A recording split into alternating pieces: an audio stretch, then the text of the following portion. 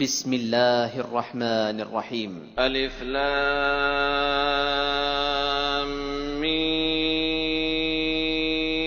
ذلك الكتاب لا ريب فيه هدى للمتقين الذين يؤمنون بالغيب ويقيمون الصلاة ومما رزقناهم ينفقون والذين يؤمنون بما أنزل إليك وما أنزل من قبلك وبالآخرة هم يوقنون أولئك على هدى من ربهم وأولئك هم المفلحون إن الذين كفروا سواء عليهم أأنذرتهم أم لم تنذرهم لا يؤمنون ختم الله على قلوبهم وعلى سمعهم وعلى أبصارهم غشاوة ولهم عذاب عظيم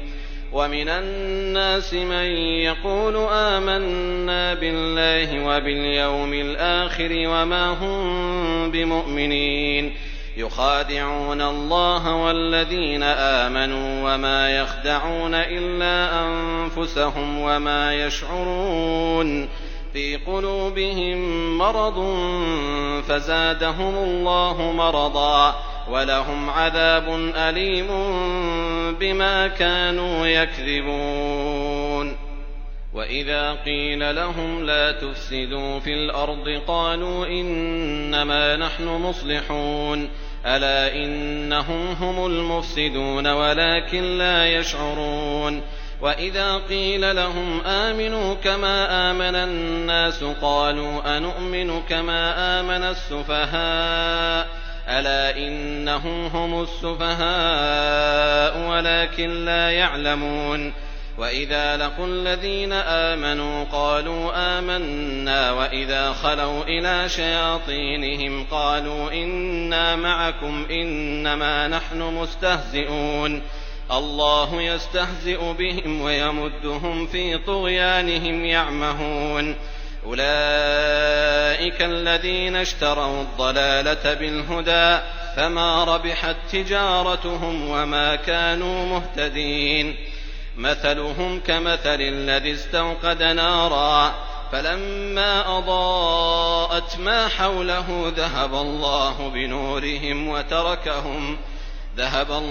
بنورهم وتركهم في ظلمات لا يبصرون صم بكم عمي فهم لا يرجعون أو كصيب من السماء فيه ظلمات ورعد وبرق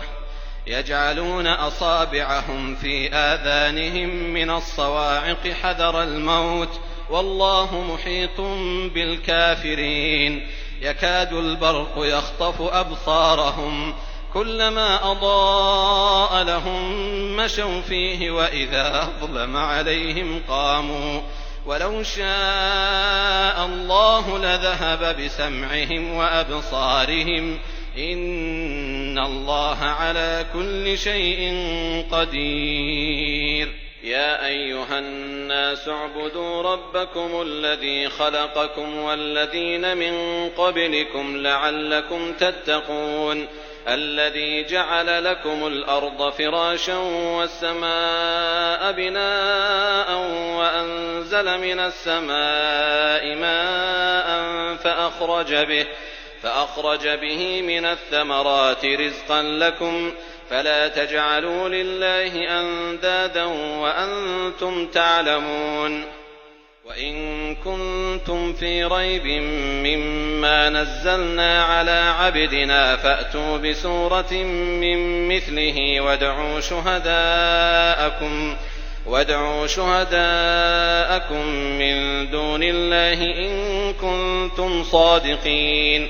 فإن لم تفعلوا ولن تفعلوا فاتقوا النار التي وقودها الناس والحجارة أعدت للكافرين وبشر الذين آمنوا وعملوا الصالحات أن لهم جنات تجري من تحتها الأنهار كلما رزقوا منها من ثمرة رزقا قالوا هذا الذي رزقنا من قبل وأتوا به متشابها ولهم فيها أزواج مطهرة وهم فيها خالدون. إن الله لا يستحيي أن يضرب مثلا ما بعوضة فما فوقها فأما الذين آمنوا فيعلمون أنه الحق من ربهم وأما الذين كفروا فيقولون ماذا أراد الله بهذا مثلا يضل به كثيرا ويهدي به كثيرا وما يضل به إلا الفاسقين الذين ينقضون عهد الله من بعد ميثاقه ويقطعون ما أمر الله به أن يوصل ويفسدون في الأرض أولئك هم الخاسرون. كيف تكفرون بالله وكنتم أمواتا فأحياكم ثم يميتكم ثم يحييكم ثم إليه ترجعون. هو الذي خلق لكم ما في الأرض جميعا ثم استوى إلى السماء فسواهن 7 سماوات وهو بكل شيء عليم. وإذ قال ربك للملائكة إني جاعل في الأرض خليفة قالوا أتجعل فيها من يفسد فيها ويسفك الدماء ونحن نسبح بحمدك ونقدس لك قال إني أعلم ما لا تعلمون. وعلم آدم الأسماء كلها ثم عرضهم على الملائكة فقال أنبئوني بأسماء هؤلاء إن كنتم صادقين. قالوا سبحانك لا علم لنا إلا ما علمتنا إنك أنت العليم الحكيم. قال يا آدم أنبئهم بأسمائهم فلما أنبأهم بأسمائهم قال ألم أقل لكم إني أعلم غيب السماوات والأرض وأعلم ما تبدون وما كنتم تكتمون. وإذ قلنا للملائكة اسجدوا لآدم فسجدوا إلا إبليس أبى واستكبر وكان من الكافرين. وقلنا يا آدم اسكن أنت وزوجك الجنة وكلا منها رغدا حيث شئتما ولا تقربا هذه الشجرة فتكونا من الظالمين. فأزلهما الشيطان عنها فأخرجهما مما كانا فيه وقلنا اهبطوا بعضكم لبعض عدو ولكم في الأرض مستقر ومتاع إلى حين. فتلقى آدم من ربه كلمات فتاب عليه إنه هو التواب الرحيم. قلنا اهبطوا منها جميعا فإما يأتينكم مني هدى فمن تبع هداي فلا خوف عليهم ولا هم يحزنون. والذين كفروا وكذبوا بآياتنا أولئك أصحاب النار هم فيها خالدون. يا بني إسرائيل اذكروا نعمتي التي أنعمت عليكم وأوفوا بعهدي أوف بعهدكم وإياي فارهبون. وآمنوا بما أنزلت مصدقا لما معكم ولا تكونوا أول كافر به ولا تشتروا بآياتي ثمنا قليلا وإياي فاتقون. ولا تلبسوا الحق بالباطل وتكتموا الحق وأنتم تعلمون. وأقيموا الصلاة وآتوا الزكاة واركعوا مع الراكعين. أتأمرون الناس بالبر وتنسون أنفسكم وأنتم تتلون الكتاب أفلا تعقلون. واستعينوا بالصبر والصلاة وإنها لكبيرة إلا على الخاشعين الذين يظنون أنهم ملاقو ربهم وأنهم إليه راجعون. يا بني إسرائيل اذكروا نعمتي التي أنعمت عليكم وأني فضلتكم على العالمين. واتقوا يوما لا تجزي نفس عن نفس شيئا ولا يقبل منها شفاعة ولا يؤخذ منها عدل ولا هم ينصرون. وإذ نجيناكم من آل فرعون يسومونكم سوء العذاب يذبحون أبناءكم ويستحيون نساءكم وفي ذلكم بلاء من ربكم عظيم. وإذ فرقنا بكم البحر فأنجيناكم وأغرقنا آل فرعون وأنتم تنظرون. وإذ واعدنا موسى 40 ليلة ثم اتخذتم العجل من بعده وأنتم ظالمون ثم عفونا عنكم من بعد ذلك لعلكم تشكرون. وإذ آتينا موسى الكتاب والفرقان لعلكم تهتدون. وإذ قال موسى لقومه يا قوم إنكم ظلمتم أنفسكم باتخاذكم العجل فتوبوا إلى بارئكم فاقتلوا أنفسكم ذلكم خير لكم عند بارئكم فتاب عليكم إنه هو التواب الرحيم. وإذ قلتم يا موسى لن نؤمن لك حتى نرى الله جهرة فأخذتكم الصاعقة وأنتم تنظرون ثم بعثناكم من بعد موتكم لعلكم تشكرون. وظللنا عليكم الغمام وأنزلنا عليكم المن والسلوى كلوا من طيبات ما رزقناكم وما ظلمونا ولكن كانوا أنفسهم يظلمون. وإذ قلنا ادخلوا هذه القرية فكلوا منها حيث شئتم رغدا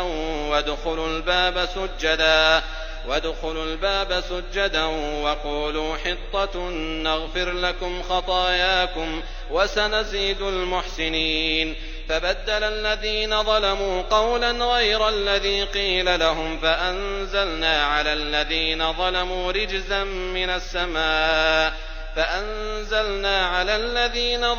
رجزا من السماء بما كانوا يفسقون. وإذ استسقى موسى لقومه فقلنا اضرب بعصاك الحجر فانفجرت منه 12 عينا قد علم كل أناس مشربهم كلوا واشربوا من رزق الله ولا تعثوا في الأرض مفسدين. وإذ قلتم يا موسى لن نصبر على طعام واحد فادع لنا ربك يخرج لنا مما تنبت الأرض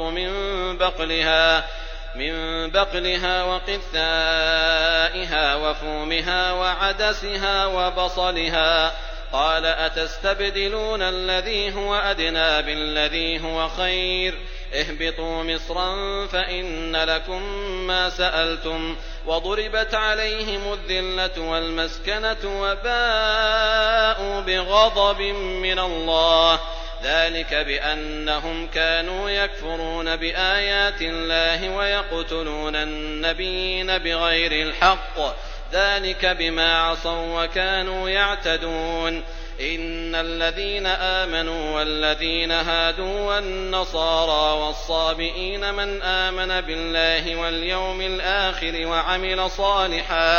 وعمل صالحا فلهم أجرهم عند ربهم ولا خوف عليهم ولا هم يحزنون.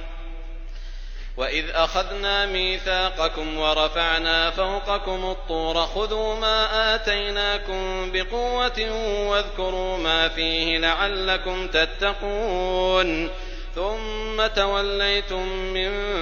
بعد ذلك فلولا فضل الله عليكم ورحمته لكنتم من الخاسرين. ولقد علمتم الذين اعتدوا منكم في السبت فقلنا لهم كونوا قردة خاسئين فجعلناها نكالا لما بين يديها وما خلفها وموعظة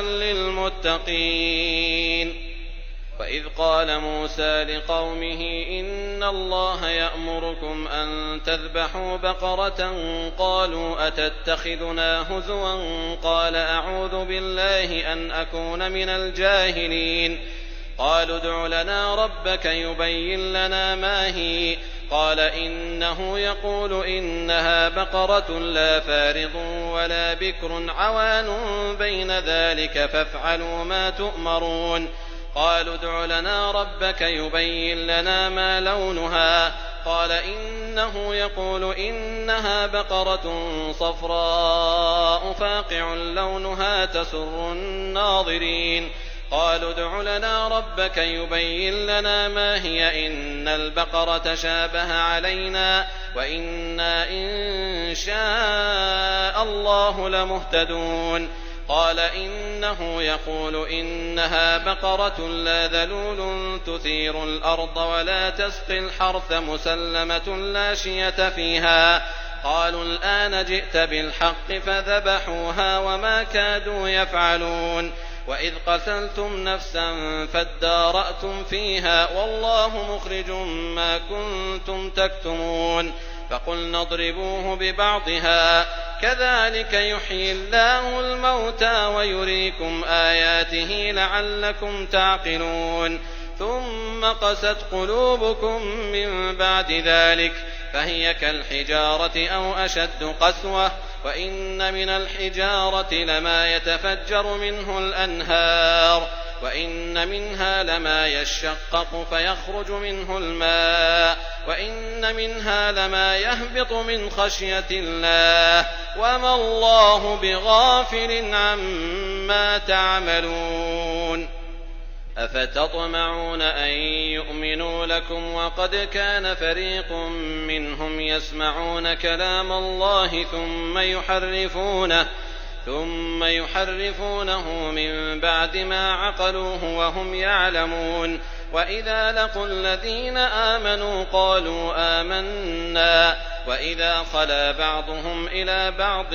قالوا أتحدثونهم بما فتح الله عليكم ليحاجوكم به عند ربكم أفلا تعقلون. أولا يعلمون أن الله يعلم ما يسرون وما يعلنون. ومنهم أميون لا يعلمون الكتاب إلا أماني وإن هم إلا يظنون. فويل للذين يكتبون الكتاب بأيديهم ثم يقولون هذا من عند الله ليشتروا به ثمنا قليلا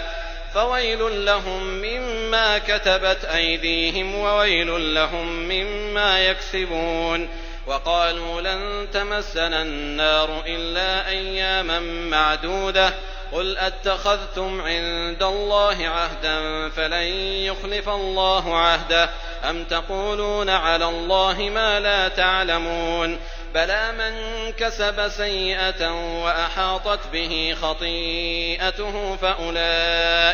فأولئك أصحاب النار هم فيها خالدون. والذين آمنوا وعملوا الصالحات أولئك أصحاب الجنة هم فيها خالدون.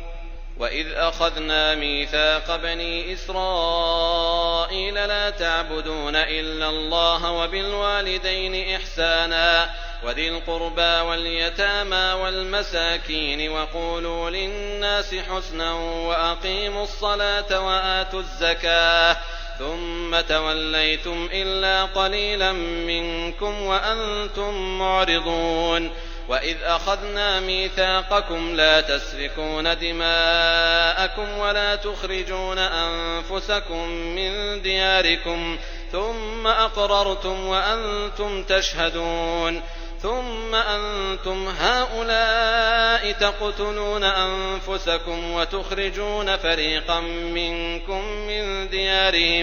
من ديارهم تظاهرون عليهم بالإثم والعدوان وإن يأتوكم أسارى تفادوهم وهو محرم عليكم إخراجهم أفتؤمنون ببعض الكتاب وتكفرون ببعض فما جزاء من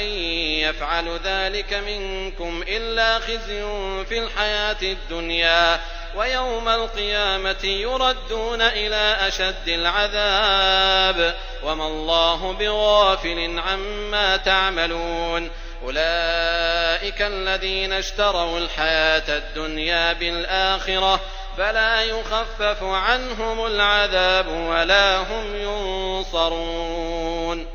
ولقد آتينا موسى الكتاب وقفينا من بعده بالرسل وآتينا عيسى ابن مريم البينات وأيدناه بروح القدس أفكلما جاءكم رسول بما لا تهوى أنفسكم استكبرتم ففريقا كذبتم وفريقا تقتلون وقالوا قلوبنا غلف بل لعنهم الله بكفرهم فقليلا ما يؤمنون ولما جاءهم كتاب من عند الله مصدق لما معهم وكانوا من قبل يستفتحون على الذين كفروا فلما جاءهم ما عرفوا كفروا به فلعنة الله على الكافرين بئس ما اشتروا به أنفسهم أن يكفروا بما أنزل الله بغيا أن ينزل الله من فضله على من يشاء من عباده فباءوا بغضب على غضب وللكافرين عذاب مهين. وإذا قيل لهم آمنوا بما أنزل الله قالوا نؤمن بما أنزل علينا ويكفرون بما وراءه وهو الحق مصدقا لما معهم قل فلم تقتلون أنبياء الله من قبل إن كنتم مؤمنين ولقد جاءكم موسى بالبينات ثم اتخذتم العجل من بعده وأنتم ظالمون وإذ أخذنا ميثاقكم ورفعنا فوقكم الطور خذوا ما آتيناكم بقوة واسمعوا قالوا سمعنا وعصينا وأشربوا في قلوبهم العجل بكفرهم قل بئس ما يأمركم به إيمانكم إن كنتم مؤمنين قل إن كانت لكم الدار الآخرة عند الله خالصة من دون الناس فتمنوا الموت إن كنتم صادقين ولن يتمنوه أبدا بما قدمت أيديهم والله عليم بالظالمين ولتجدنهم أحرص الناس على حياة ومن الذين أشركوا يود أحدهم لو يعمر 1000 سنة وما هو بمزحزحه من العذاب أن يعمر والله بصير بما يعملون قل من كان عدوا لجبريل فإنه نزله على قلبك بإذن الله مصدقا لما بين يديه وهدى وبشرى للمؤمنين من كان عدوا لله وملائكته ورسله وجبريل وميكال فإن الله عدو للكافرين ولقد أنزلنا إليك آيات بينات وما يكفر بها إلا الفاسقون أوكلما عاهدوا عهدا نبذه فريق منهم بل أكثرهم لا يؤمنون ولما جاءهم رسول من عند الله مصدق لما معهم نبذ فريق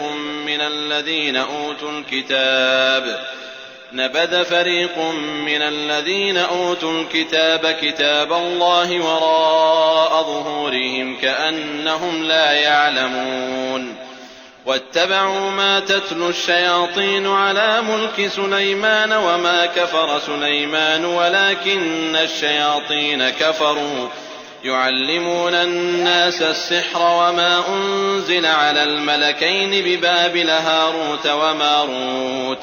وما يعلمان من أحد حتى يقولا إنما نحن فتنة فلا تكفر فيتعلمون منهما ما يفرقون به بين المرء وزوجه وما هم بضارين به من أحد إلا بإذن الله ويتعلمون ما يضرهم ولا ينفعهم ولقد علموا لمن اشتراه ما له في الآخرة من خلاق ولبئس ما شروا به أنفسهم لو كانوا يعلمون ولو أنهم آمنوا واتقوا لمثوبة من عند الله خير لو كانوا يعلمون يا أيها الذين آمنوا لا تقولوا راعنا وقولوا انظرنا واسمعوا وللكافرين عذاب أليم ما يود الذين كفروا من أهل الكتاب ولا المشركين أن ينزل عليكم من خير من ربكم والله يختص برحمته من يشاء والله ذو الفضل العظيم ما ننسخ من آية أو ننسها نأت بخير منها أو مثلها ألم تعلم أن الله على كل شيء قدير ألم تعلم أن الله له ملك السماوات والأرض وما لكم من دون الله من ولي ولا نصير أم تريدون أن تسألوا رسولكم كما سئل موسى من قبل ومن يتبدل الكفر بالإيمان فقد ضل سواء السبيل ود كثير من أهل الكتاب لو يردونكم من بعد إيمانكم كفارا حسدا من عند أنفسهم من بعد ما تبين لهم الحق فاعفوا واصفحوا حتى يأتي الله بأمره إن الله على كل شيء قدير وأقيموا الصلاة وآتوا الزكاة وما تقدموا لأنفسكم من خير تجدوه عند الله إن الله بما تعملون بصير وقالوا لن يدخل الجنة إلا من كان هودا أو نصارى تلك أمانيهم قل هاتوا برهانكم إن كنتم صادقين بلى من أسلم وجهه لله وهو محسن فله أجره عند ربه ولا خوف عليهم ولا هم يحزنون وقالت اليهود ليست النصارى على شيء وقالت النصارى ليست اليهود على شيء وهم يتلون الكتاب كذلك قال الذين لا يعلمون مثل قولهم فالله يحكم بينهم يوم القيامة فيما كانوا فيه يختلفون ومن أظلم ممن منع مساجد الله أن يذكر فيها اسمه وسعى في خرابها أولئك ما كان لهم أن يدخلوها إلا خائفين لهم في الدنيا خزي ولهم في الآخرة عذاب عظيم ولله المشرق والمغرب فأينما تولوا فثم وجه الله إن الله واسع عليم وقالوا اتخذ الله ولدا سبحانه بل له ما في السماوات والأرض كل له قانتون بديع السماوات والأرض وإذا قضى أمرا فإنما يقول له كن فيكون وقال الذين لا يعلمون لولا يكلمنا الله أو تأتينا آية كذلك قال الذين من قبلهم مثل قولهم تشابهت قلوبهم قد بينا الآيات لقوم يوقنون إنا أرسلناك بالحق بشيرا ونذيرا ولا تسأل عن أصحاب الجحيم ولن ترضى عنك اليهود ولا النصارى حتى تتبع ملتهم قل إن هدى الله هو الهدى ولئن اتبعت أهواءهم بعد الذي جاءك من العلم ما لك من الله من ولي ولا نصير الذين آتيناهم الكتاب يتلونه حق تلاوته أولئك يؤمنون به ومن يكفر به فأولئك هم الخاسرون يا بني إسرائيل اذكروا نعمتي التي أنعمت عليكم وأني فضلتكم على العالمين واتقوا يوما لا تجزي نفس عن نفس شيئا ولا يقبل منها عدل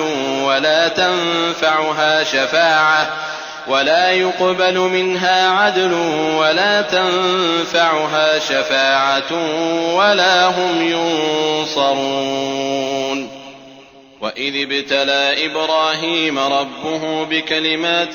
فأتمهن قال إني جاعلك للناس إماما قال ومن ذريتي قال لا ينال عهد الظالمين وإذ جعلنا البيت مثابة للناس وأمنا واتخذوا من مقام إبراهيم مصلى وعهدنا إلى إبراهيم وإسماعيل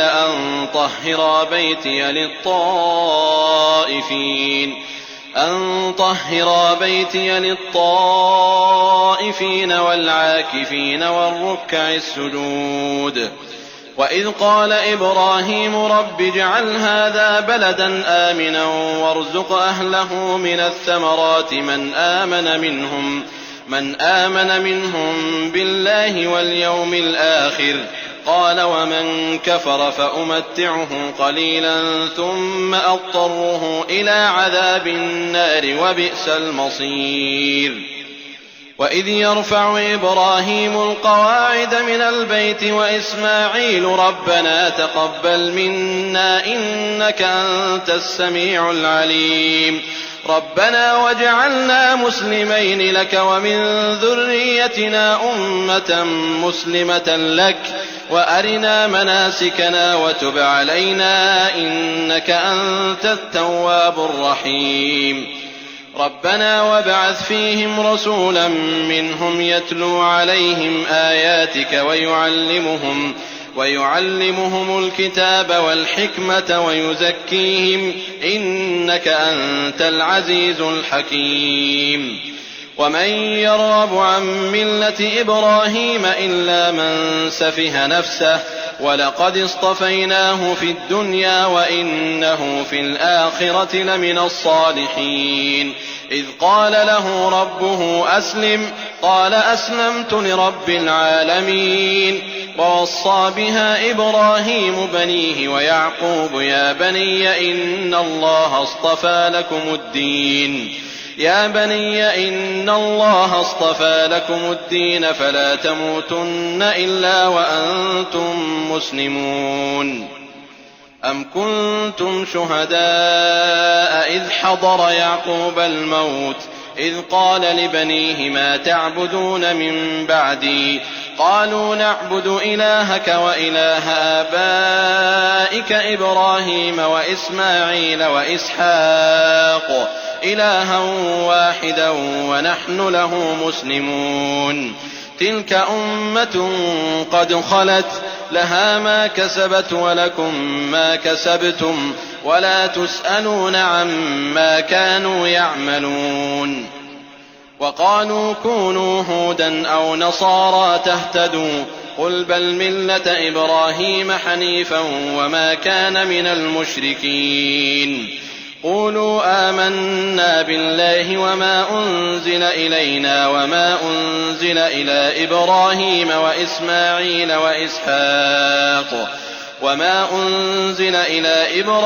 وإسماعيل وإسحاق ويعقوب والأسباط وما أوتي موسى وعيسى وما أوتي النبيون من ربهم لا نفرق بين أحد منهم ونحن له مسلمون. فإن آمنوا بمثل ما آمنتم به فقد اهتدوا وإن تولوا فإنما هم في شقاق فسيكفيكهم الله وهو السميع العليم. صبغة الله ومن أحسن من الله صبغة ونحن له عابدون. قل أتحاجوننا في الله وهو ربنا وربكم ولنا أعمالنا ولكم أعمالكم ونحن له مخلصون. أم تقولون إن إبراهيم وإسماعيل وإسحاق ويعقوب والأسباط كانوا هودا أو نصارى قل أأنتم أعلم أم الله ومن أظلم ممن كتم شهادة عنده من الله وما الله بغافل عما تعملون. تلك أمة قد خلت لها ما كسبت ولكم ما كسبتم ولا تسألون عما كانوا يعملون. سيقول السفهاء من الناس ما ولاهم عن قبلتهم التي كانوا عليها قل لله المشرق والمغرب يهدي من يشاء إلى صراط مستقيم. وكذلك جعلناكم أمة وسطا لتكونوا شهداء على الناس ويكون الرسول عليكم شهيدا. وما جعلنا القبلة التي كنت عليها إلا لنعلم من يتبع الرسول ممن ينقلب على عقبيه وإن كانت لكبيرة إلا على الذين هدى الله وما كان الله ليضيع إيمانكم إن الله بالناس لرءوف رحيم. قد نرى تقلب وجهك في السماء فلنولينك قبلة ترضاها فول وجهك شطر المسجد الحرام وحيث ما كنتم فولوا وجوهكم شطره وإن الذين أوتوا الكتاب ليعلمون أنه الحق من ربهم وما الله بغافل عما يعملون. ولئن أتيت الذين أوتوا الكتاب بكل آية ما تبعوا قبلتك وما أنت بتابع قبلتهم وما بعضهم بتابع قبلة بعض ولئن اتبعت أهواءهم من بعد ما جاءك من العلم إنك إذا لمن الظالمين.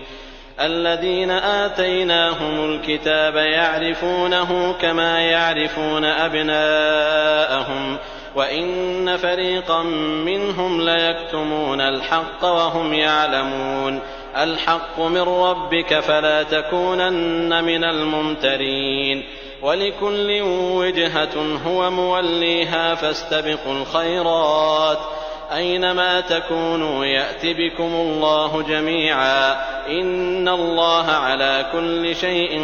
قدير. ومن حيث خرجت فول وجهك شطر المسجد الحرام وإنه للحق من ربك وما الله بغافل عما تعملون.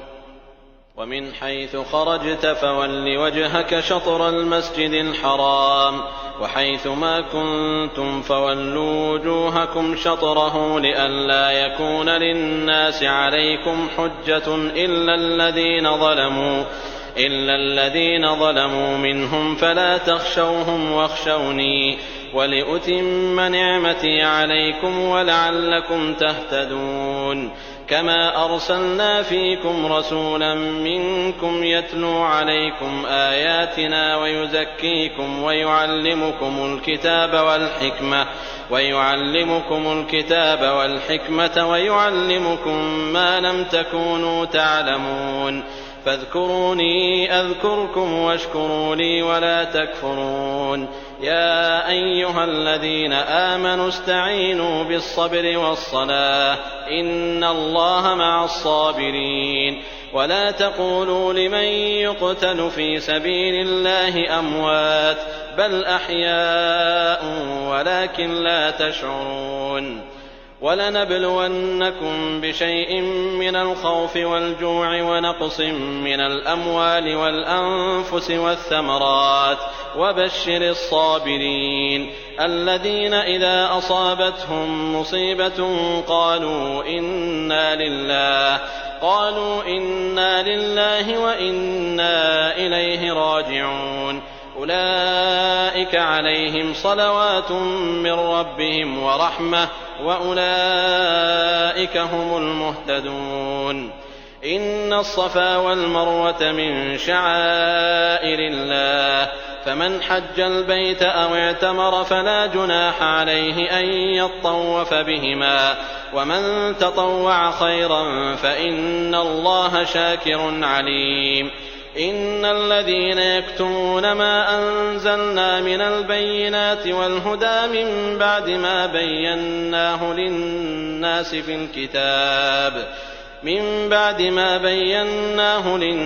في الكتاب أولئك يلعنهم الله ويلعنهم اللاعنون إلا الذين تابوا وأصلحوا وبينوا فأولئك أتوب عليهم وأنا التواب الرحيم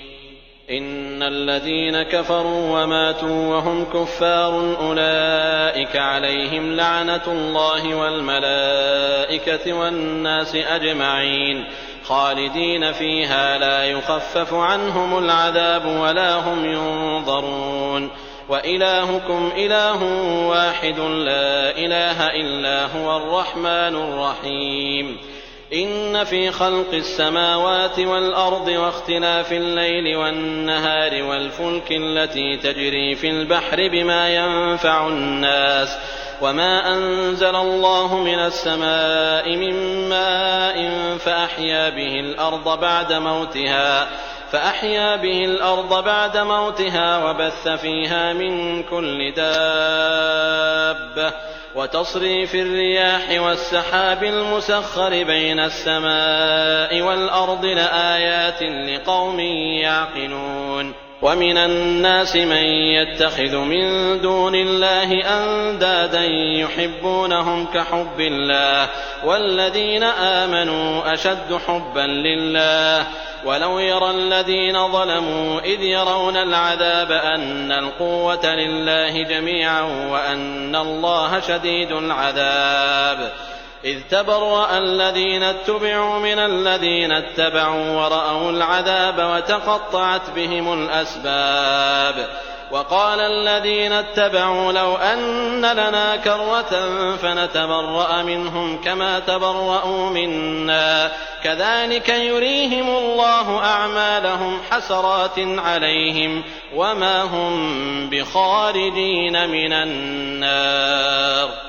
يا أيها الناس كلوا مما في الأرض حلالا طيبا ولا تتبعوا خطوات الشيطان إنه لكم عدو مبين إنما يأمركم بالسوء والفحشاء وأن تقولوا على الله ما لا تعلمون وإذا قيل لهم اتبعوا ما أنزل الله قالوا بل نتبع ما ألفينا عليه آباءنا أولو كان آباؤهم لا يعقلون شيئا ولا يهتدون ومثل الذين كفروا كمثل الذي ينعق بما لا يسمع إلا دعاء ونداء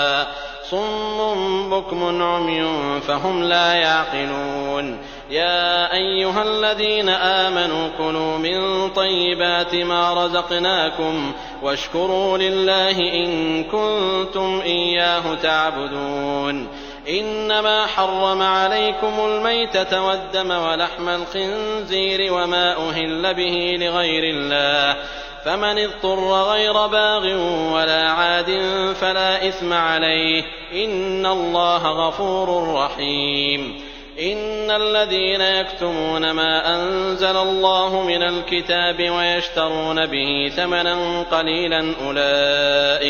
أولئك ما يأكلون في بطونهم إلا النار ولا يكلمهم الله يوم القيامة ولا يزكيهم ولهم عذاب أليم أولئك الذين اشتروا الضلالة بالهدى والعذاب بالمغفرة فما أصبرهم على النار ذلك بأن الله نزل الكتاب بالحق وإن الذين اختلفوا في الكتاب لفي شقاق بعيد ليس البر أن تولوا وجوهكم قبل المشرق والمغرب ولكن البر من آمن بالله واليوم الآخر والملائكة والكتاب والنبيين وآتى المال على حبه ذوي القربى واليتامى والمساكين وابن السبيل والسائلين وفي الرقاب وأقام الصلاة وآتى الزكاة والموفون بعهدهم إذا عاهدوا والصابرين في البأساء والضراء وحين البأس أولئك الذين صدقوا وأولئك هم المتقون يا أيها الذين آمنوا كتب عليكم القصاص في القتلى الحر بالحر والعبد بالعبد والأنثى بالأنثى فمن عفي له من أخيه شيء فاتباع بالمعروف وأداء إليه بإحسان ذلك تخفيف من ربكم ورحمة فمن اعتدى بعد ذلك فله عذاب أليم ولكم في القصاص حياة يا أولي الألباب لعلكم تتقون كتب عليكم إذا حضر أحدكم الموت إن ترك خيرا الوصية للوالدين والأقربين بالمعروف حقا على المتقين فمن بدله بعدما سمعه فإنما إثمه على الذين يبدلونه إن الله سميع عليم فمن خاف من موص جنفا أو إثما فأصلح بينهم فلا إثم عليه إن الله غفور رحيم يا أيها الذين آمنوا كتب عليكم الصيام كما كتب على الذين من قبلكم لعلكم تتقون أياما معدودات فمن كان منكم مريضا أو على سفر فعدة من أيام أخر وعلى الذين يطيقونه فدية طعام مسكين فمن تطوع خيرا فهو خير له وأن تصوموا خير لكم إن كنتم تعلمون شهر رمضان الذي أنزل فيه القرآن هدى للناس وبينات من الهدى والفرقان فمن شهد منكم الشهر فليصم ومن كان مريضا أو على سفر فعدة من أيام أخر يريد الله بكم اليسر ولا يريد بكم العسر ولتكملوا العدة ولتكبروا الله على ما هداكم ولعلكم تشكرون وإذا سألك عبادي عني فإني قريب أجيب دعوة الداع إذا دعان فليستجيبوا لي وليؤمنوا بي لعلهم يرشدون أحل لكم ليلة الصيام الرفث إلى نسائكم هن لباس لكم وأنتم لباس لهن علم الله أنكم كنتم تختانون أنفسكم فتاب عليكم وعفى عنكم، فالآن باشروهن وابتغوا ما كتب الله لكم، وكلوا واشربوا حتى يتبين لكم الخيط الأبيض من الخيط الأسود من الفجر، ثم أتموا الصيام إلى الليل، ولا تباشروهن وأنتم عاكفون في المساجد، تلك حدود الله فلا تقربوها، كذلك يبين الله آياته للناس لعلهم يتقون. ولا تأكلوا أموالكم بينكم بالباطل وتدلوا بها إلى الحكام لتأكلوا فريقا من أموال الناس بالإثم وأنتم تعلمون. يسألونك عن الأهلة، قل هي مواقيت للناس والحج، وليس البر بأن تأتوا البيوت من ظهورها، ولكن البر من اتقى، وأتوا البيوت من أبوابها، واتقوا الله لعلكم تفلحون. وقاتلوا في سبيل الله الذين يقاتلونكم ولا تعتدوا، إن الله لا يحب المعتدين. واقتلوهم حيث ثقفتموهم وأخرجوهم من حيث أخرجوكم، والفتنة أشد من القتل، ولا تقاتلوهم عند المسجد الحرام حتى يقاتلوكم فيه، فإن قاتلوكم فاقتلوهم، كذلك جزاء الكافرين، فإن انتهوا فإن الله غفور رحيم.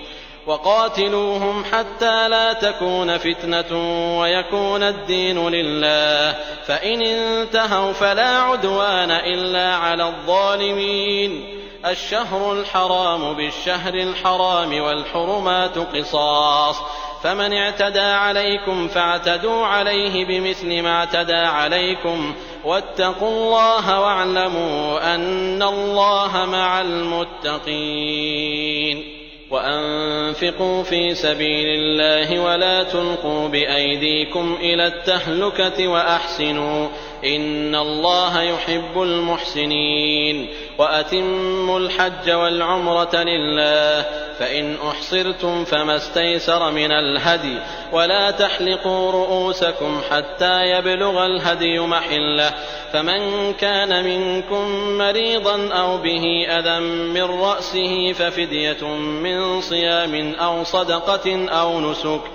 فإذا أمنتم فمن تمتع بالعمرة إلى الحج فما استيسر من الهدي، فمن لم يجد فصيام 3 أيام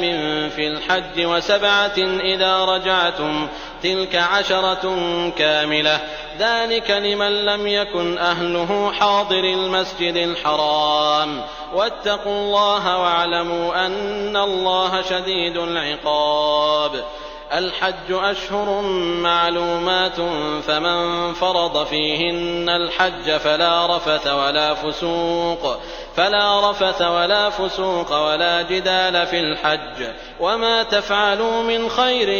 يعلمه الله، وتزودوا فإن خير الزاد التقوى، واتقون يا أولي الألباب. ليس عليكم جناح أن تبتغوا فضلا من ربكم، فإذا أفضتم من عرفات فاذكروا الله عند المشعر الحرام، واذكروه كما هداكم، وإن كنتم من قبله لمن الضالين. ثم أفيضوا من حيث أفاض الناس واستغفروا الله، إن الله غفور رحيم. فإذا قضيتم مناسككم فاذكروا الله كذكركم آباءكم أو أشد ذكرا، فمن الناس من يقول ربنا آتنا في الدنيا وما له في الآخرة من خلاق، ومنهم من يقول ربنا آتنا في الدنيا حسنة وفي الآخرة حسنة وقنا عذاب النار، أولئك لهم نصيب مما كسبوا والله سريع الحساب. واذكروا الله في أيام معدودات فمن تعجل في يومين فلا إثم عليه ومن تأخر فلا إثم عليه لمن اتقى واتقوا الله واعلموا أنكم إليه تحشرون. ومن الناس من يعجبك قوله في الحياة الدنيا ويشهد الله على ما في قلبه وهو ألد الخصام وإذا تولى سعى في الأرض ليفسد فيها ويهلك الحرث والنسل والله لا يحب الفساد. وإذا قيل له اتق الله أخذته العزة بالإثم فحسبه جهنم ولبئس المهاد. ومن الناس من يشري نفسه ابتغاء مرضات الله والله رءوف بالعباد. يا أيها الذين آمنوا ادخلوا في السلم كافة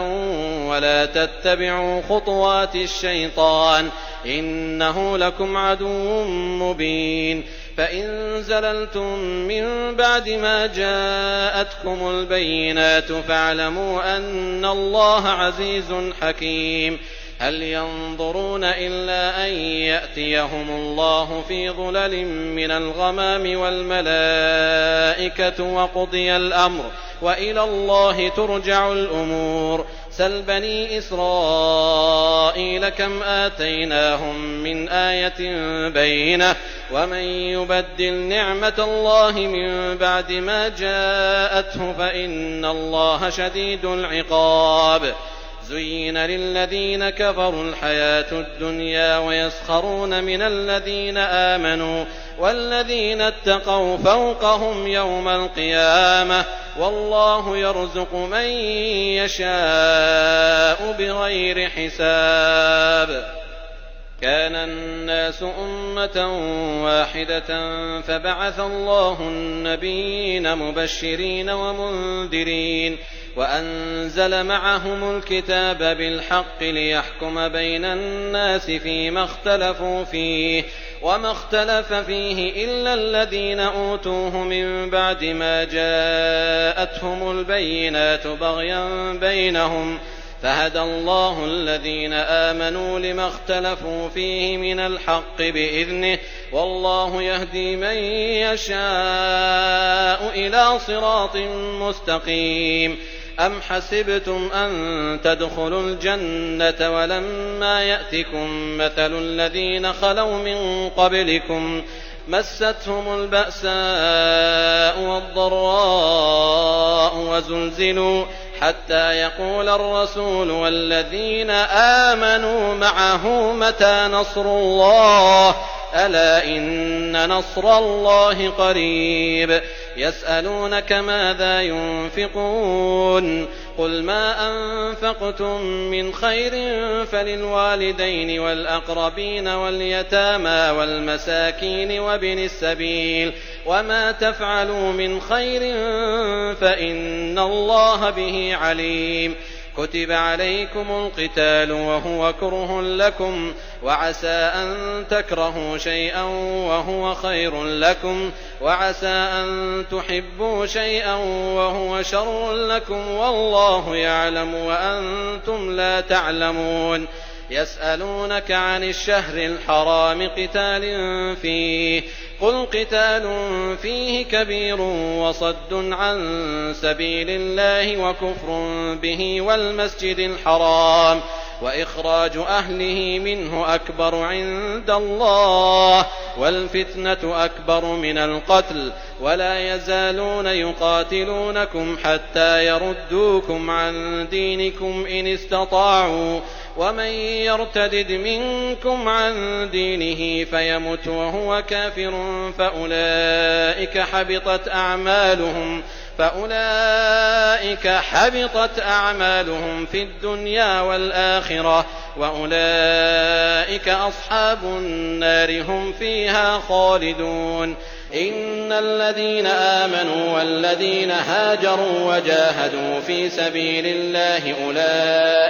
أولئك يرجون رحمة الله والله غفور رحيم. يسألونك عن الخمر والميسر قل فيهما إثم كبير ومنافع للناس وإثمهما أكبر من نفعهما ويسألونك ماذا ينفقون قل العفو كذلك يبين الله لكم الآيات لعلكم تتفكرون في الدنيا والآخرة. ويسألونك عن اليتامى قل إصلاح لهم خير وإن تخالطوهم فإخوانكم والله يعلم المفسد من المصلح ولو شاء الله لأعنتكم إن الله عزيز حكيم. ولا تنكحوا المشركات حتى يؤمن ولأمة مؤمنة خير من مشركة ولو أعجبتكم ولا تنكحوا المشركين حتى يؤمنوا ولعبد مؤمن خير من مشرك ولو أعجبكم أولئك يدعون إلى النار والله يدعو إلى الجنة والمغفرة بإذنه ويبين آياته للناس لعلهم يتذكرون. ويسألونك عن المحيض قل هو أذى فاعتزلوا النساء في المحيض ولا تقربوهن حتى يطهرن فإذا تطهرن فأتوهن من حيث أمركم الله إن الله يحب التوابين ويحب المتطهرين. نساؤكم حرث لكم فأتوا حرثكم أنى شئتم وقدموا لأنفسكم واتقوا الله واعلموا أنكم ملاقوه وبشر المؤمنين. ولا تجعلوا الله عرضة لأيمانكم أن تبروا وتتقوا وتصلحوا بين الناس والله سميع عليم. لا يؤاخذكم الله باللغو في أيمانكم ولكن يؤاخذكم بما كسبت قلوبكم والله غفور حليم. للذين يؤلون من نسائهم تربص 4 أشهر فإن فاءوا فإن الله غفور رحيم. وإن عزموا الطلاق فإن الله سميع عليم. والمطلقات يتربصن بأنفسهن 3 قروء ولا يحل لهن أن يكتمن ما خلق الله في أرحامهن إن كن يؤمن بالله واليوم الآخر وبعولتهن أحق بردهن في ذلك إن أرادوا إصلاحا ولهن مثل الذي عليهن بالمعروف وللرجال عليهن درجة والله عزيز حكيم. الطلاق 2 فإمساك بمعروف أو تسريح بإحسان. ولا يحل لكم أن تأخذوا مما آتيتموهن شيئا إلا أن يخافا ألا يقيما حدود الله فإن خفتم ألا يقيما حدود الله فلا جناح عليهما فيما افتدت به تلك حدود الله فلا تعتدوها ومن يتعد حدود الله فأولئك هم الظالمون. فإن طلقها فلا تحل له من بعد حتى تنكح زوجا غيره فإن طلقها فلا جناح عليهما أن يتراجعا إن ظنا أن يقيما حدود الله وتلك حدود الله يبينها لقوم يعلمون. وإذا طلقتم النساء فبلغن أجلهن فأمسكوهن بمعروف أو سرحوهن بمعروف ولا تمسكوهن ضرارا لتعتدوا ومن يفعل ذلك فقد ظلم نفسه. ولا تتخذوا آيات الله هزوا واذكروا نعمة الله عليكم وما أنزل عليكم من الكتاب والحكمة يعظكم به واتقوا الله واعلموا أن الله بكل شيء عليم. وإذا طلقتم النساء فبلغن أجلهن فلا تعضلوهن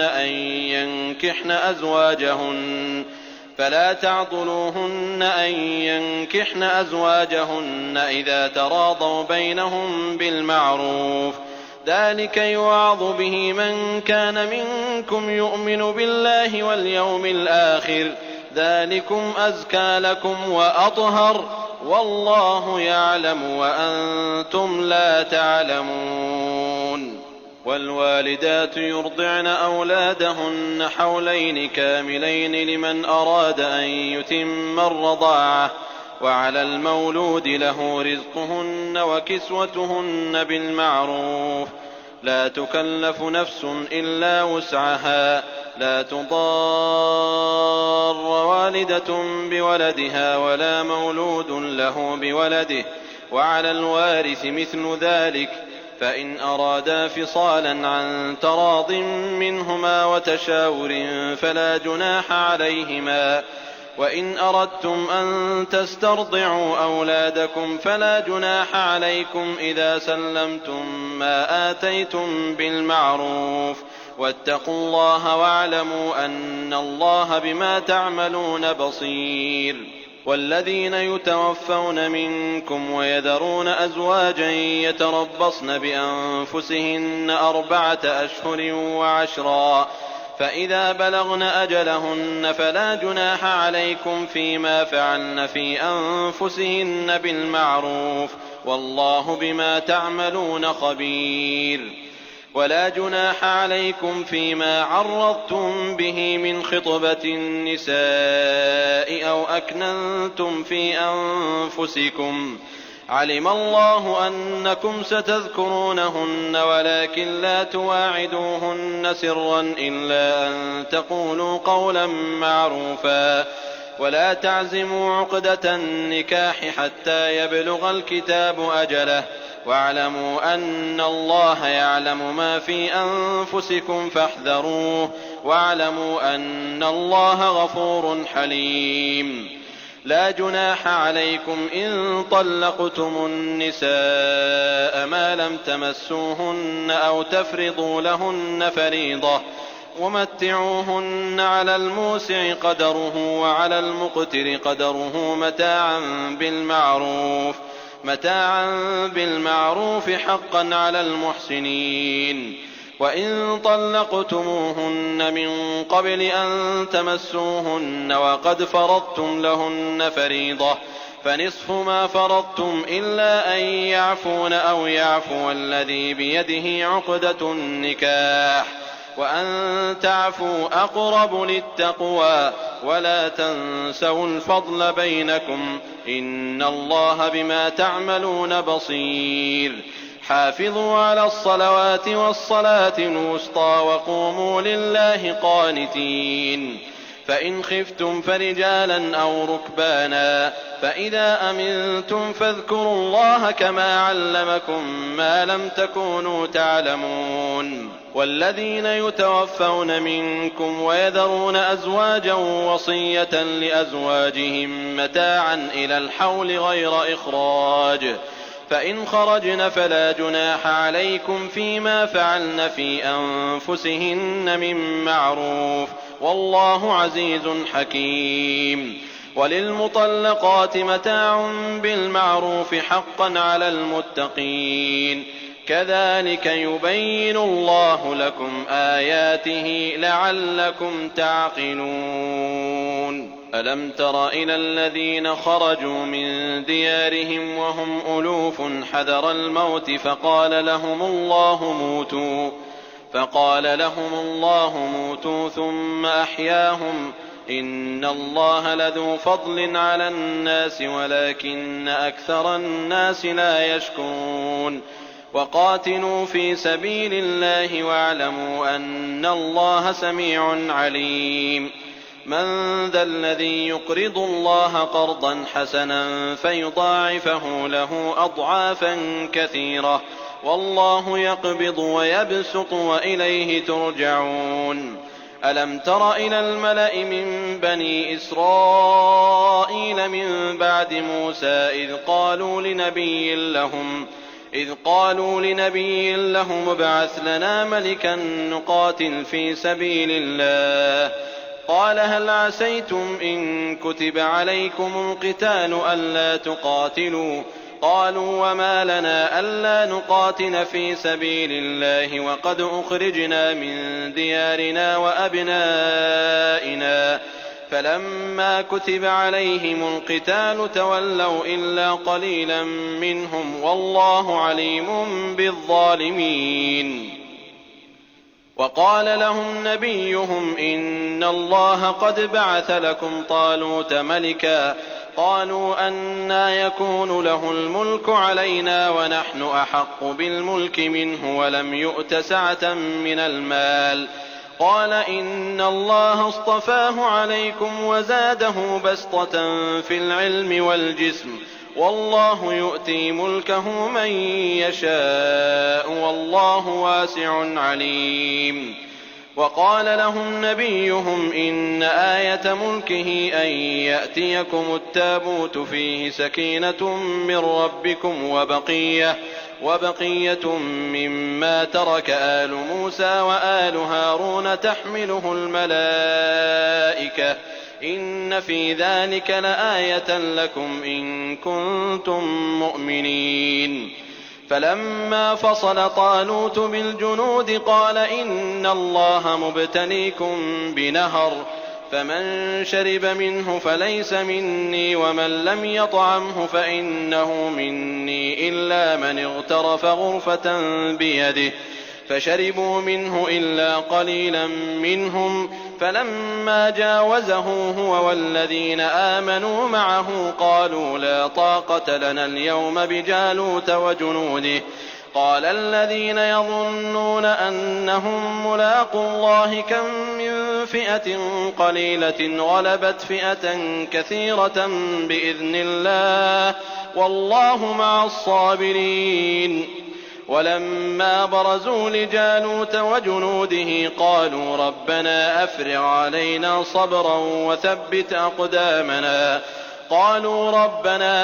علينا صبرا وثبت أقدامنا وانصرنا على القوم الكافرين. فهزموهم بإذن الله وقتل داود جالوت وآتاه الله الملك والحكمة وعلمه مما يشاء ولولا دفع الله الناس بعضهم ببعض لفسدت الأرض ولكن الله ذو فضل على العالمين. تلك آيات الله نتلوها عليك بالحق وإنك لمن المرسلين. تلك الرسل فضلنا بعضهم على بعض منهم من كلم الله ورفع بعضهم درجات وآتينا عيسى ابن مريم البينات وأيدناه بروح القدس ولو شاء الله ما اقتتل الذين من بعدهم من بعد ما جاءتهم البينات ولكن اختلفوا فمنهم من آمن ومنهم من كفر ولو شاء الله ما اقتتلوا ولكن الله يفعل ما يريد. يا أيها الذين آمنوا أنفقوا مما رزقناكم من قبل أن يأتي يوم لا بيع فيه ولا خلة ولا شفاعة والكافرون هم الظالمون. الله لا إله إلا هو الحي القيوم لا تأخذه سنة ولا نوم له ما في السماوات وما في الأرض من ذا الذي يشفع عنده إلا بإذنه يعلم ما بين أيديهم وما خلفهم ولا يحيطون بشيء من علمه إلا بما شاء وسع كرسيه السماوات والأرض ولا يئوده حفظهما وهو العلي العظيم. لا إكراه في الدين قد تبين الرشد من الغي فمن يكفر بالطاغوت ويؤمن بالله فقد استمسك بالعروة الوثقى لا انفصام لها والله سميع عليم. الله ولي الذين آمنوا يخرجهم من الظلمات إلى النور والذين كفروا أولياؤهم الطاغوت يخرجونهم من النور إلى الظلمات أولئك أصحاب النار هم فيها خالدون. ألم تر إلى الذي حاج إبراهيم في ربه أن آتاه الله الملك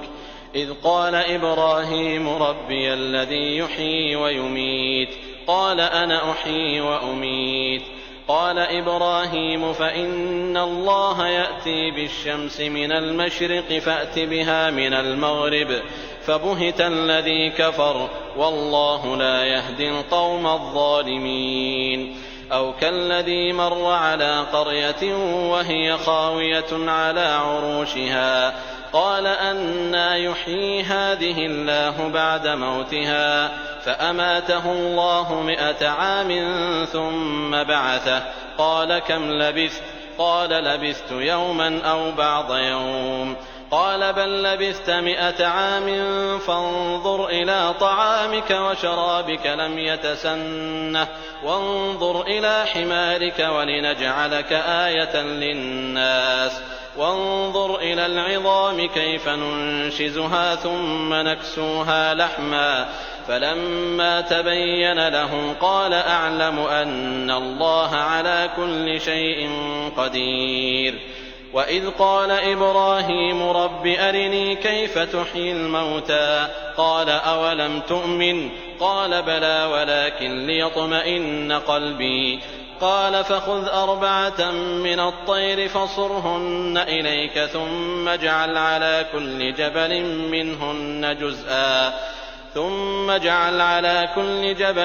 منهن جزءا ثم ادعهن يأتينك سعيا واعلم أن الله عزيز حكيم. مثل الذين ينفقون أموالهم في سبيل الله كمثل حبة أنبتت 7 سنابل في كل سنبلة 100 حبة والله يضاعف لمن يشاء والله واسع عليم. الذين ينفقون أموالهم في سبيل الله ثم لا يتبعون ما أنفقوا منا ولا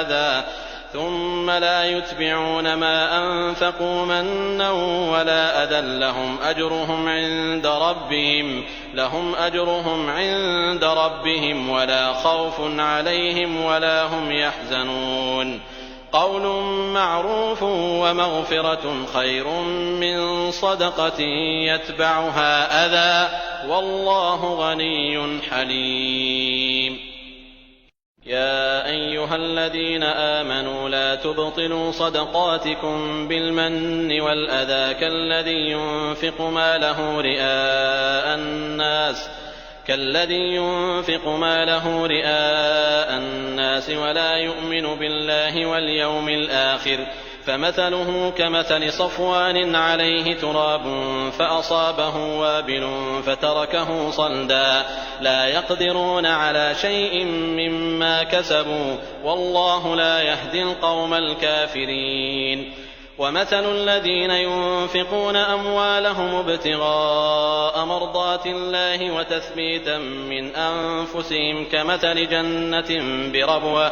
كمثل جنة بربوة أصابها وابل فآتت أكلها ضعفين فإن لم يصبها وابل فطل والله بما تعملون بصير. أيود أحدكم أن تكون له جنة من نخيل وأعناب تجري من تحتها الأنهار له فيها من كل الثمرات وأصابه الكبر وله ذرية ضعفاء فأصابها إعصار فيه نار فاحترقت كذلك يبين الله لكم الآيات لعلكم تتفكرون يا أيها الذين آمنوا أنفقوا من طيبات ما كسبتم ومما أخرجنا لكم من الأرض ولا تيمموا الخبيث منه تنفقون ولستم بآخذيه إلا أن تغمضوا فيه واعلموا أن الله غني حميد الشيطان يعدكم الفقر ويأمركم بالفحشاء والله يعدكم مغفرة منه وفضلا والله واسع عليم يؤتي الحكمة من يشاء ومن يؤت الحكمة فقد أوتي خيرا كثيرا وما يذكر إلا أولو الألباب وما أنفقتم من نفقة أو نذرتم من نذر فإن الله يعلمه وما للظالمين من أنصار إن تبدوا الصدقات فنعما هي وإن تخفوها وتؤتوها الفقراء فهو خير لكم ويكفر عنكم من سيئاتكم والله بما تعملون خبير ليس عليك هداهم ولكن الله يهدي من يشاء وما تنفقوا من خير فلأنفسكم وما تنفقون إلا ابتغاء وجه الله وما تنفقوا من خير يوفى إليكم وأنتم لا تظلمون للفقراء الذين أحصروا في سبيل الله لا يستطيعون ضربا في الأرض يحسبهم الجاهل أغنياء من التعفف تعرفهم بسيماهم لا يسألون الناس إلحافا وما تنفقوا من خير فإن الله به عليم الذين ينفقون أموالهم بالليل والنهار سرا وعلانية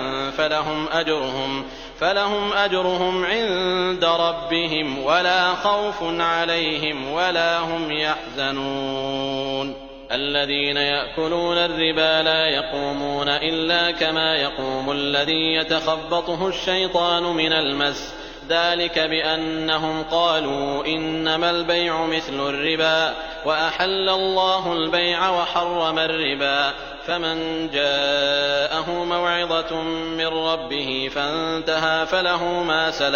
فله ما سلف وأمره إلى الله ومن عاد فأولئك أصحاب النار هم فيها خالدون يمحق الله الربا ويربي الصدقات والله لا يحب كل كفار أثيم إن الذين آمنوا وعملوا الصالحات وأقاموا الصلاة وآتوا الزكاة لهم أجرهم عند ربهم ولا خوف عليهم ولا هم يحزنون يا أيها الذين آمنوا اتقوا الله وذروا ما بقي من الربا إن كنتم مؤمنين فإن لم تفعلوا فأذنوا بحرب من الله ورسوله وإن تبتم فلكم رؤوس أموالكم لا تظلمون ولا تظلمون وإن كان ذو عسرة فنظرة إلى ميسرة وأن تصدقوا خير لكم إن كنتم تعلمون واتقوا يوما ترجعون فيه إلى الله ثم توفى كل نفس ما كسبت وهم لا يظلمون يا أيها الذين آمنوا إذا تداينتم بدين إلى أجل مسمى فاكتبوه وليكتب بينكم كاتب بالعدل ولا يأب كاتب أن يكتب كما علمه الله فليكتب وليملل الذي عليه الحق وليتق الله ربه ولا يبخس منه شيئا فإن كان الذي عليه الحق سفيها أو ضعيفا أو لا يستطيع أن يمل هو فليملل وليه بالعدل واستشهدوا شهيدين من رجالكم فإن لم يكونا رجلين فرجل وامرأتان ممن ترضون من الشهداء أن تضل إحداهما فتذكر إحداهما الأخرى ولا يأبى الشهداء إذا ما دعوا ولا تسأموا أن تكتبوه صغيرا أو كبيرا إلى أجله ذلكم أقسط عند الله وأقوم للشهادة وأدنى ألا ترتابوا إلا أن تكون تجارة حاضرة تديرونها بينكم فليس عليكم جناح ألا تكتبوها وأشهدوا إذا تبايعتم ولا يضار كاتب ولا شهيد وإن تفعلوا فإنه فسوق بكم واتقوا الله ويعلمكم الله والله بكل شيء عليم. وإن كنتم على سفر ولم تجدوا كاتبا فرهان مقبوضة فإن أمن بعضكم بعضا فليؤد الذي اؤتمن أمانته وليتق الله ربه ولا تكتموا الشهادة ومن يكتمها فإنه آثم قلبه والله بما تعملون عليم. لله ما في السماوات وما في الأرض وإن تبدوا ما في أنفسكم أو تخفوه يحاسبكم به الله فيغفر لمن يشاء ويعذب من يشاء والله على كل شيء قدير. آمن الرسول بما أنزل إليه من ربه والمؤمنون كل آمن بالله وملائكته وكتبه ورسله لا نفرق بين أحد من رسله وقالوا سمعنا وأطعنا غفرانك ربنا وإليك المصير. لا يكلف الله نفسا إلا وسعها لها ما كسبت وعليها ما اكتسبت ربنا لا تؤاخذنا إن نسينا أو أخطأنا ربنا ولا تحمل علينا إصرا كما حملته على الذين من قبلنا ربنا ولا تحملنا ما لا طاقة لنا به واعف عنا واغفر لنا وارحمنا أنت مولانا فانصرنا على القوم الكافرين.